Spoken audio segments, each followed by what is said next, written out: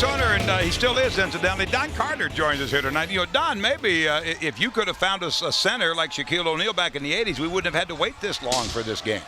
Why didn't you run one my way?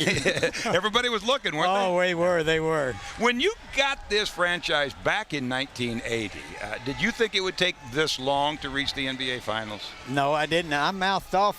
If you remember, I said we would make the playoffs in 3 years, and we did make the playoffs after 3 years. Our fourth year we were in.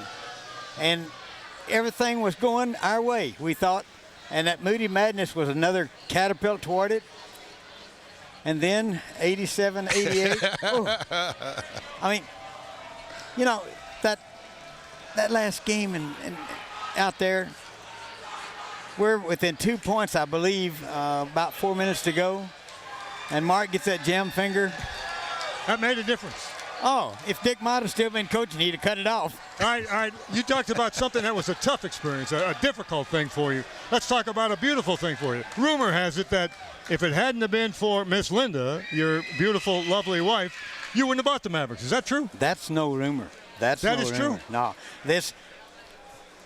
She is my basketball tie. And it was because of her originally that I was going to be buying part of a team just for her. You're right, 100%. Well, you made two good decisions in your life then. Number one was Linda, and number two was the Mavericks. So everybody thanks you. What do you think of that, Dale? Huh? Look, I want to take you back to what you said, because I saw the quote in the morning news the other day that Dick Motta would have sent Mark Aguirre back in. What were you and Linda saying after that?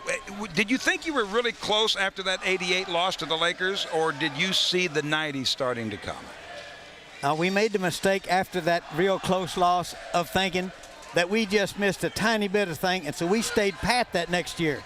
If you look it up, our team stayed pat, and that don't ever do. Continually try and improve. Always That's have right. to make adjustments. Staying pat is like trying to stall in a basketball game. You're asking for trouble. You know, Don, you still have about a 4% ownership in the Mavericks. Why didn't you sell that to Mark Cuban?